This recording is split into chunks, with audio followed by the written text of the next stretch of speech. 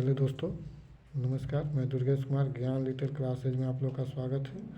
तो आज का वीडियो है इतिहास का मध्यकालीन भारत। क्या है? मध्यकालीन भारत का इतिहास।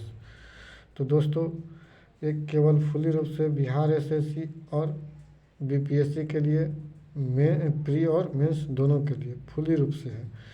तो चलिए देखते हैं वीडियो को, बहुत जल्दी स्टार्ट करते हैं। तो कहता है मध्यकालीन भारत। क्या है? मध्यकालीन भारत। इस्लाम का उदय, 3 मुस्लिम आक्रमण, 2 राजपूत वंश। 3 मुस्लिम आक्रमणों को 712 एडी से लेकर 1206 एडी तक चला था। इसमें अब सबसे पहले देखते हैं हम इस्लाम का उदय। किसका देखते हैं? इस्लाम का उदय। इस्लाम का उदय मोहम्मद साहब के द्वारा किया गया था। मोहम्मद साहब का जन्म 570 एडी में हुआ। ज्ञान की प्राप्ति 610 में, और कहाँ हुआ? हीरा नामक गुफा में हुआ। उसके बाद कहता है प्रथम उपदेश क्या दिए थे? एकेश्वरवाद को, जिसे इसे कहा जाता है एक ही ईश्वर। इनके पिता का नाम अब्दुल्लाह था, माता का नाम आमिना था, पत्नी का नाम खदीजा था, बेटी का नाम फातिमा था, दामाद का नाम अली था, हजरत अली। और नारा इसने दिए थे जिहाद का नारा। और मोहम्मद साहब ने अपना उत्तराधिकारी किसे सौंपा था? तो हजरत अली को अपना उत्तराधिकारी सौंपा था। और मोहम्मद साहब की मृत्यु कब हो गया था? 632 एडी में हो गया था। मोहम्मद साहब की मृत्यु कब? 632 एडी में हुआ था। कहता मोहम्मद साहब को कहाँ दफनाया गया था? तो मोहम्मद साहब को मदीना में दफनाया गया था। और कहता मोहम्मद साहब बने उत्तराधिकारी, मोहम्मद साहब ने उत्तराधिकारी हजरत अली को बनाया, लेकिन हजरत अली को न चुनकर अबू बकर को चुन लिया गया। किसे चुन लिया गया? अबू बकर को चुन लिया गया। कहता है जिहाद का मतलब क्या होता है? अपने अंदर की बुराइयों को मारना जिहाद कहलाता है। अपने अंदर की बुराइयों को मारना जिहाद कहलाता है। अपने अंदर की बुराइयों को मारना जिहाद कहलाता है। उसके बाद है दोस्त इस्लाम का उदय। इस्लाम का उदय कैसे हुआ, कब हुआ, किसने किया? तो इस्लाम का उदय 6ठी शताब्दी में अरब में इस्लाम का उदय हुआ। कहाँ हुआ था? अरब में इस्लाम का उदय हुआ। मोहम्मद साहब ने 610 एडी में इस्लाम धर्म की स्थापना की थी। मोहम्मद साहब ने कब? 610 एडी में इस्लाम धर्म का स्थापना की और एकेश्वरवाद का सिद्धांत दिया। प्रतिपादित किया गया कि मोहम्मद साहब की मृत्यु 632 एडी में हो गया था। मोहम्मद साहब की मृत्यु कब? 632 में। इसने इस्लाम धर्म का स्थापना कब? 610 एडी में किए थे में हो गई। और उन्हें मदीना में दफनाया गया। और उन्हें कहाँ दफनाया गया? मदीना में दफनाया गया। मरने से पूर्व मोहम्मद साहब ने अपने दामाद हजरत अली को उत्तराधिकारी घोषित किया था। किससे? हजरत अली को उत्तराधिकारी घोषित किया था। परंतु इनकी मृत्यु के पश्चात इस्लाम धर्म में खलीफा परंपराएं की शुरुआत हुई।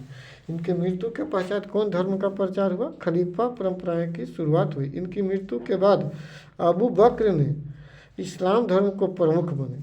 कौन बन गया इस्लाम धर्म का प्रमुख? अबू बकर ने।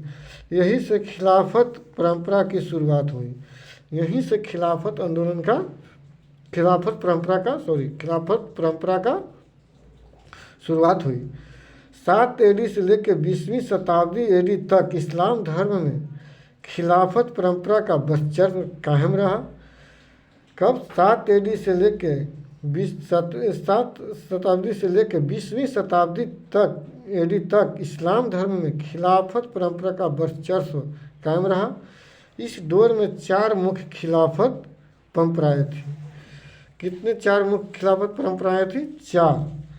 तो पहला 7वीं शताब्दी। पहला कब? 7वीं शताब्दी में राशिदुन परंपरा। क्या? राशिदुन परंपरा, जो सऊदी अरब तक मक्का मदीना तक था। सऊदी अरब से लेकर मक्का मदीना तक। उसके बाद 8वीं सदी और 9वीं सदी।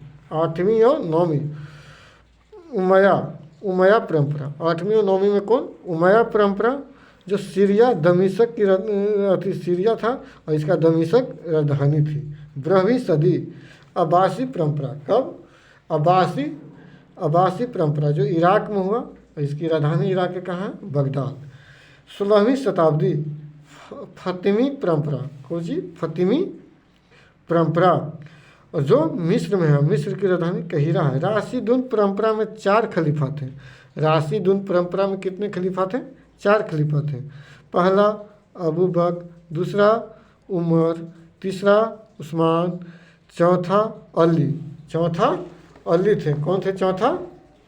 अली थे।